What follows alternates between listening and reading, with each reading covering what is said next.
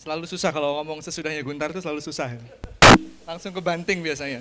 Ngomongnya kayaknya udah dilatih dari 2 bulan yang lalu gitu. Oke. Saya akan beda banget ya sama Guntar, saya akan santai banget, saya akan penuh curhat gitu ya, saya akan cerita masalah tentang hal-hal personal, misi-misi personal saya, dan saya tidak bisa sepuitis Mas Guntar gitu ya. Oke, tapi hari ini saya hanya akan sangat singkat, karena saya sendiri juga udah nggak sabar nih pengen dengar apa yang akan disampaikan oleh teman-teman praktisi. Jadi saya hanya akan cerita kenapa kok kita memulai acara yang namanya Bincang Edukasi ini. Di sini, di Surabaya, hari ini, kenapa gitu ya. Oke, saya akan cerita dari cerita personal saya sendiri. Kenapa kok saya memulai ini. Pertama ini adalah dari garis darah saya ya. Jadi orang tua saya adalah guru. Kakek saya itu adalah kepala sekolah di SMA Santa Maria di Kediri. Walaupun beliau seorang muslim. Dan beliau menjadi kepala sekolah di sana selama 22 tahun. Gitu ya. Terus kemudian dari garis ibu pun juga nenek dan kakek saya mendirikan sekolah taman kanak-kanak. Jadi ini tuh udah mengalir lah darah guru di diri saya itu gitu ya. Kalau yang anak-anaknya guru pasti tahu itu rasanya gitu kan kayak gimana. Nah, tapi saya sendiri nggak sampai yang wah gimana gitu ya. Pendidikan itu hanya menjadi salah satu yang minat saya. Gitu. Saya selalu tertarik untuk mempelajari soal pendidikannya karena di sekitar saya ngomongnya soal pendidikan terus. Di meja makan ngomongnya pendidikan, di mobil ngomongnya pendidikan, ketemu ke rumah kakek pas liburan ngomongnya pendidikan gitu ya. Jadi akhirnya saya tidak bisa lepas dari itu dan itu menjadi salah satu minat pribadi untuk diri saya. Gitu ya.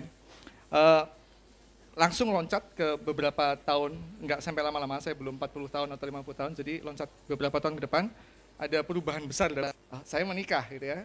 Ini baru berapa tahun yang lalu lupa. Berapa tahun? Ya ada sih saya di situ 2 tahun. 1 tahun. Setahun yang lalu saya menikah. Dan ini adalah perubahan besar bagi diri saya karena paradigma saya berubah gitu. Saya jadi mikir, bentar lagi punya anak nih gitu kan. Bentar lagi saya jadi bapak, gimana nih gitu kan. Pendidikan tuh akhirnya menjadi sesuatu yang lebih dari sekedar minat, itu menjadi sesuatu yang panggilan lah ya. Akhirnya panggilannya itu benar-benar keluar gitu. Karena saya akan punya anak gitu. Pendidikan itu akan penting bagi hidup saya gitu. Kayak gitu. Nah, akhirnya sesudah dari situ saya kemudian jadi suka lebih intens belajar mempelajari soal pendidikan. Belajar dari banyak buku dan ahli gitu kan. Walaupun enggak ketemu, tapi sekarang kan udah ada teknologi online gampang sekali buat kita tuh belajar, lihat para ahli pendidikan tuh memberikan pidato di mana-mana, yang berjam-jam memberikan kuliah itu gampang sekali. Jadi saya belajar sama Sir Ken Robinson gitu ya, ini pakar pendidikan yang oke banget. Dari dia saya belajar kenapa kok kreativitas itu di sekolah justru dimatikan gitu ya, termatikan. Saya nggak mau ngomong dimatikan deh, kadang nggak sadar gitu kan, jadi termatikan gitu. Anak-anak tuh dari kecil sudah kreatif, kenapa kok sesudah dewasa diteliti malah jadi nggak kreatif, kenapa kayak gitu. Kemudian saya belajar dari ini, John Medina. John Medina ini dia pakar neurobiologis. Dia menyatakan bahwa para ahli itu tidak tahu kelas ideal itu seperti apa. Tapi para ahli yakin bahwa kelas-kelas yang ada di sekolah saat ini adalah kelas yang paling tidak ideal untuk cara kerja alami otak manusia. Kayak gitu. Kok jadi serem gini gitu kan. Terus kemudian saya belajar dari John Taylor Gatto. Ini dia menyatakan bahwa kurikulum standar itu absurd. Gitu kan. Mengumpulkan anak dalam satu kotak bersama teman-teman seumuran selama 18 tahun gitu ya, itu absurd, aneh, sangat tidak sesuai dengan konsep pendidikan manusia. Kayak gitu. Kemudian saya belajar dari Dr. Tai ini, dia menjelaskan soal betapa sekarang ini pendidikan harusnya menjadi kewajiban semua orang. Dia mengenalkan konsep yang namanya distributive teaching, gitu ya. Nah ini yang saya belajar banyak dari orang-orang seperti ini. Kemudian, setelah dari situ, saya kemudian sebagai catatan untuk diri saya sendiri, saya mencatat apa yang saya pelajari semua itu dan saya letakkan di dalam blog. Mungkin ada yang beberapa yang udah tahu blog saya namanya wajibbelajar.com, di sini ya. Belajar itu wajib, tapi tidak wajib di sekolah formal, ya kan? Yang penting itu belajar, kayak gitu. Nah di sini ternyata sesudah saya membuat blog ini, banyak pengunjungnya dan banyak yang tertarik, dan dari situ saya malah bertemu dengan teman-teman baru yang care juga di pendidikan. Saya bertemu dengan Pak Agus Sampurlo ini yang bikin blog guru kreatif. Dia itu adalah guru sekolah formal yang aneh, yang tidak mau pakai cara-cara konvensional. Dia menggunakan teknologi untuk mengajar muridnya. Kemudian saya berkenalan dengan Mbak Andini Rizky yang bikin blog homeschoolingindonesia.com gitu. Dan kalau teman-teman mau tahu soal homeschooling itu banyak banget mitos homeschooling yang berkembang di masyarakat dan itu sebenarnya salah gitu ya. Dia kemudian menceritakan semua mitos, mematahkan semua mitos-mitos itu. Kemudian saya bertemu sama ini nanti salah satu pembicara, Mas Buki, yang bikin gerakan Indonesia Bercerita. Ada yang udah pernah dengar? Kalau belum dengar, aduh kasihan banget. Nanti Mas Buki akan cerita soal, mana sih orangnya? Oh sembunyi? Oh di belakang, oke. Mungkin lagi gugup, demam panggung kali ya, jadi mau tarik nafas dulu. Oke, Mas Buki akan cerita soal Indonesia Bercerita. Ini menarik sekali karena dia berusaha mengembalikan storytelling ke dalam pendidikan. Jadi ada banyak elemen-elemen pendidikan yang sekarang itu hilang dari sekolah, gitu ya. Kemudian ada, ini punyanya Mas Dito, rumah orkestra yang saya itu kenalnya rumah orkestra, tapi mungkin beliau nanti akan menceritakan yang lain, gitu ya. Kemudian ada, saya juga kenalan sama Mbak Inanda Tiaka. Dia punya gerakan ini, Child Can Lead dan perpustakaan kreatif. Baru sekali ini saya ketemu orangnya di offline, biasanya online terus ngobrolnya. Kemudian saya juga jadi tahu soal Bu Nila yang dengan gerakan Pusda Kotanya dari Ubaya. Nah saya tidak akan mengenalkan banyak-banyak, nanti biar kita dengarkan cerita mereka masing-masing. Jadi dari semua yang saya kenal kali ini kemudian saya ajak untuk ikut sharing. Ini acara meet up ya, bukan acara seminar, jadi kita ngobrolnya nyantai aja gitu. Nanti yang jadi pembicara juga jadi peserta, juga jadi diskusi. Kalau ada yang mau tanya atau mau komentar atau apa silakan langsung aja, gitu ya. Nah, kemudian akhirnya saya semakin berkenalan dan kemudian semakin memperkaya blog saya. Tapi kemudian ada perubahan terbesar kedua dalam hidup saya, yaitu anak saya lahir barusan 2 bulan yang lalu. Terima kasih. Ini jelas kayak gini jelas dapat dari bapaknya ya kalau wajahnya oke gini kan. Maaf, ada istri saya di belakang. Hah? Langsung mudung ya? Oke, namanya Alina, baru lahir 2 bulan yang lalu. Nah ini jadi merubah paradigma saya lagi, gitu kan? Loh,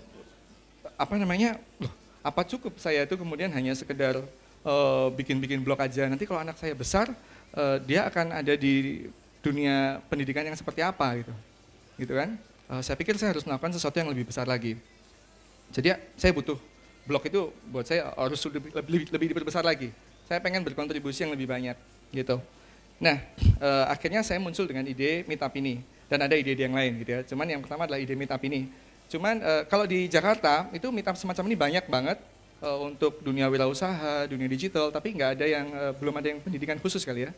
Ada yang random gitu kan. Jadi namanya di sini juga ada Fresh Freedom of Sharing, di Jakarta juga ada. Itu orang kumpul kayak gini terus saling sharing gitu, apa yang mau disampaikan bebas kayak gitu. Nah saya pengen bikin acara seperti ini yang khusus pendidikan, karena ini yang menurut saya acara-acara meetup kayak gini adalah yang menggerakkan kota, gitu. Ya, tapi saya nggak bisa ngerjain sendiri, saya butuh bantuan. Akhirnya saya datang kepada 2 advisor saya ini, Pak Sulistianto dan Pak Daniel Roshid, kebetulan ada di sini. Beliau ini orang-orang yang wah udah deh kalau ngomong soal pendidikan saya udah dengerin aja gini dia, nggak berani bantah dan nggak berani ngapa-ngapain karena udah ngelontok banget gitu istilahnya, gitu ya.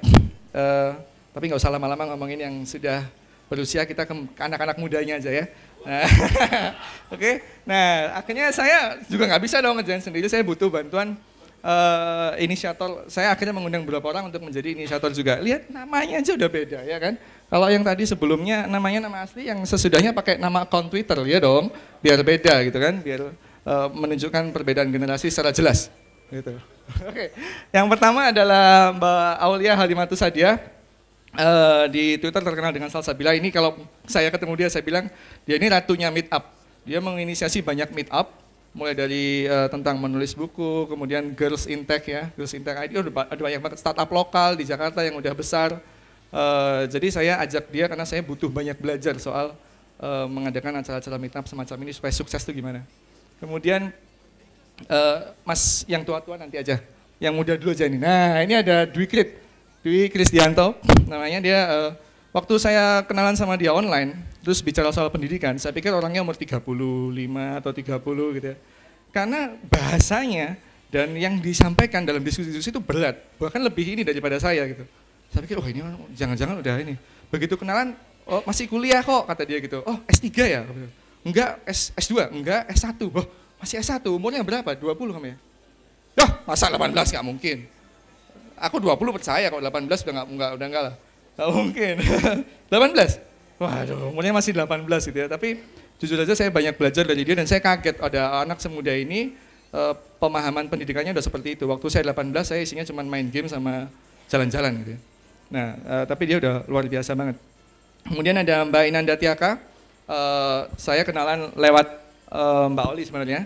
Cuman begitu ngobrol-ngobrol di online, terus kemudian dia punya konsep Child Can Lead. Dari namanya aja saya udah kagum, gerakannya namanya Child Can Lead gitu ya. Anak itu sebenarnya juga udah bisa memimpin, nggak perlu terlalu disetir-setir kok, bayangan saya kayak gitu. Tapi kemudian dia juga punya banyak activation di dalam gerakannya itu, nanti biar cerita sendiri. Nah, ada Mas Buki, masih di belakang, gugupnya belum hilang Mas? Belum ya? Oke, Mas Buki ini yang bikin gerakan Indonesia Bercerita tadi. Kalau buat saya juga pertama kali ketemu beliau ini nggak percaya kalau beliau tuh dosen psikologi itu. Nggak mungkin dosen tuh korak kayak gitu ya. Ini dosennya nyentrik banget, nggak mungkin dosen gitu. Harusnya dosen tuh kayak Pak Dan. Gitu ya. Tapi Mas Buki ini termasuk ngeni banget untuk dosen psikologi dan saya kagum. Kalau buat saya Buki ini sekarang adalah salah satu tweets orang di Twitter yang paling influential di Surabaya, gitu ya. Kemudian ada Mas Guntar yang tadi jadi MC, itu adalah sahabat saya dari lama, gitu ya. Kita udah senasib sepenanggungan walaupun beda usianya agak jauh. Nah, oke. Mas Guntar ini dia adalah seorang trainer, apalagi penulis. Wah, banyak banget dia kerjanya dan saya belajar banyak banget dari dia. Jadi semuanya ini sekarang akhirnya menjadi guru saya juga. Kalau dari fotonya sih saya yang paling cakep di situ ya. Cuman kalau aslinya enggak gitu. Mas Guntar hari ini lebih cakep. Oke. Nah, jadi itu aja sih sebenarnya saya hanya menyampaikan. Jadi ini adalah meet up pertama kita. Meet up ini tidak didesain secara kaku dan formal, lagi-lagi kita sharing aja. Nanti di diskusi itu, nanti formatnya gini ya. Formatnya agak menggabungkan dari TED sama dari World Cafe Conversation. Apa ada yang udah tahu TED di sini? Paling Mas Rio. Tahu ya? Oh ya jelas lah. Imam tahu gitu kan. Oke. Nah, di TED itu pembicara dia akan berbicara selama 18 menit. Menyampaikan apapun yang penyampaiannya dia, tidak ada question and answer, tidak ada Q&A. Tapi kalau dari kita sih komentar boleh aja gitu ya. Kemudian di sesi kedua kita akan adakan World Cafe Conversation. Ini adalah idenya dari Buki dan digabung dengan multi voting. Jadi kita berharap teman-teman di sini tidak cuma nanti nonton aja gitu ya, tapi kita udah mulai bisa teman-teman memunculkan ide yang nanti bisa kita jalankan sama-sama. Gitu ya. Jadi meet up kayak gini jangan cuma jadi acara arisan gitu, tapi terus keluarnya itu ada yang benar-benar bisa kita wujudkan bareng. Jadi lagi ya, saya dedikasikan meet up pertama saya yang saya inisiasi ini dan bersama teman-teman untuk Pak Alina gitu ya. Ini saya sebenarnya aslinya lebih sering gondrong dan ganteng kayak Mas Tito gitu. Cuman karena ini acara pendidikan pertama saya berusaha tampil lebih kayak Pak Daniel, cuman rambutnya hitam gitu. Tapi tidak hanya untuk anak saya, tapi ini juga untuk anak-anak yang lain, untuk masa depan Indonesia. Okay? Jadi buat saya masa depan ini harus kita udah bukan anak-anak lagi kayak gini kan, tapi ini yang kita lah yang akan jadi pemimpin-pemimpin dalam waktu menengah, dekat dan menengah gitu ya. Jadi kita harap kalau sekarang pendidikan Indonesia kita anggap compang-camping banyak masalah, memang banyak banget masalahnya, ya kita ini nanti yang akan bisa membawa perubahan gitu. Oke? Jadi ya selamat menikmati acara meetup ini. Terima kasih. Assalamualaikum warahmatullahi wabarakatuh.